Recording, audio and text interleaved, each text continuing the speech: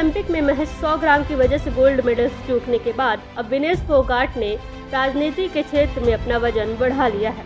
दरअसल विनेश फोगाट और बजरंग पुनिया ने कांग्रेस का दामन थाम लिया है।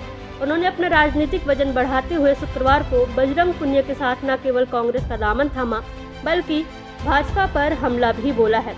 हरियाणा के चुनावी अखाड़े में उतरे विनेश फोगाट ने देश की सबसे पुरानी पार्टी का दामन थामने से पहले भारतीय रेलवे से इस्तीफा दे दिया और इसके पीछे उन्होंने निजी कारणों का हवाला दिया है। वहीं भाजपा पर हमला बोलते हुए उन्होंने क्या कुछ कहा, सुनिए। सबसे पहले तो मैं पूरे देशवासियों का बहुत बहुत धन्यवाद कहना चाहती हूँ, आप मीडिया पर्सन्स का भी, क्योंकि आप लोग ही हम लोगों को इतना through out the journey wrestling में आपने सपोर्ट किया है। तो मैं उम्मीद करती हूँ कि मैं आपकी उम्मीदों पे खरा उतरूँ बिल्कुल। और कांग्रेस पार्टी का मैं बहुत बहुत धन्यवाद करती हूँ, क्योंकि जब बोलते हैं ना कि बुरे टाइम में पता लगता है कि अपना कौन है। जब हम रोड पे घसीटे जा रहे थे तो छोड़ के बीजेपी को देश में जितनी भी पार्टियां हैं वो हमारे साथ में थी, हमारे दर्द को समझ पा रही थी, हमारे आंसुओं को समझ पा रही थी। मैं बहुत प्राउड फील कर रही हूँ कि मैं एक ऐसी पार्टी में, एक ऐसी विचारधारा में हूँ जो महिलाओं के साथ हो रहा अन्याय और उनके साथ बुरे बर्ताव के खिलाफ खड़ी है। वो लड़ाई लड़ने के तैयार है, सड़क से लेकर संसद तक। और मैं विश्वास दिलाती हूँ पूरे देशवासियों को कि जो मेहनत, जो लगन से हमने रेसलिंग में काम किया है, हम चाहते हैं कि देश के हर एक नागरिक को जो दर्द, जो तकलीफ हमने झेली है, खासकर महिलाओं के लिए, हर एक उस महिला के साथ में हम खड़े हैं जो अपने आप को लाचार, अपने आप को बेबस समझती है। रेसलिंग में मैंने पूरा कोशिश किया कि मैं जितनी भी महिलाओं को, छोटी बच्चियों को इंस्पायर कर सकती हूँ। मैं चाहती तो मैं जंतर मंतर पे रेसलिंग छोड़ सकती थी और सभी लोग भी मान रहे थे, पूरा देश इस चीज़ पर विश्वास कर रहा था, क्योंकि बीजेपी आईटी सेल ने उस चीज़ को साबित करने की कोशिश की थी कि हम चले हुए कारतूस हैं, हम ख़त्म हो गए हैं, हम पॉलिटिक्स कर रहे हैं। उन्होंने बोला मैं नेशनल नहीं खेलना चाहती, मैंने नेशनल चैम्पियनशिप खेला।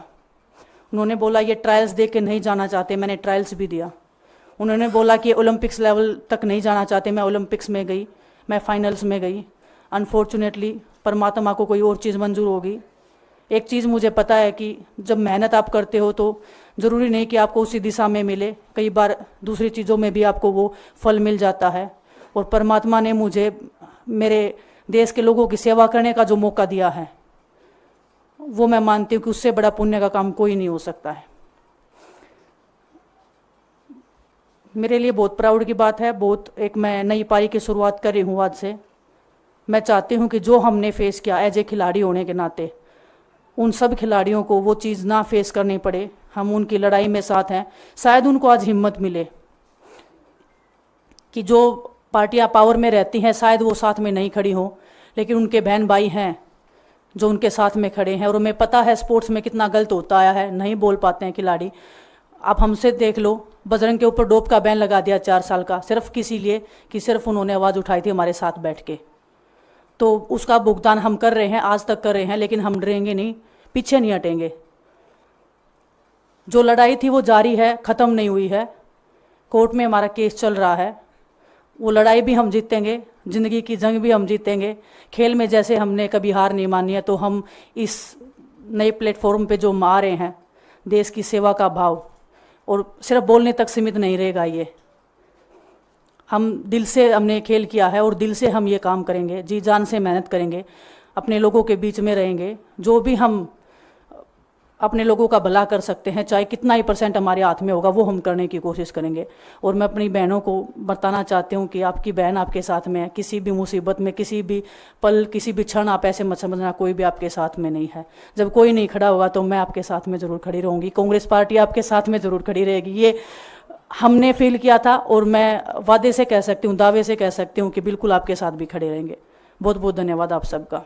हमें विनेश ने बताया कि बुरे समय में हमारे साथ खड़े हुए, जो आज बीजेपी की आईटी सेल बोल रही है कि इनका मकसद तो सिर्फ राजनीति करना था। हमने तो उनको लेटर भेजा था, वो जब भी नहीं आए।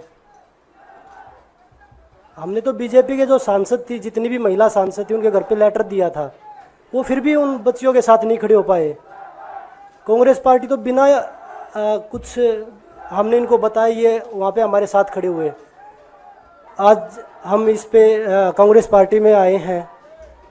मैं धन्यवाद देता हूँ सभी का।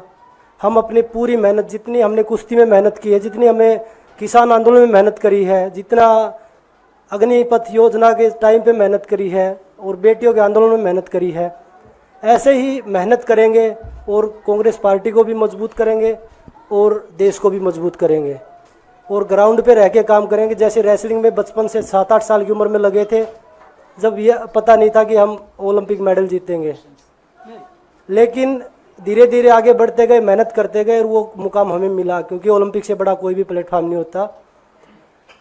और जिस दिन विनेश फाइनल में गई, उस दिन पूरा देश जोश में था, पूरा जश्न हुआ। लेकिन अगले दिन जो घटना हुई, पूरा देश दुखी था।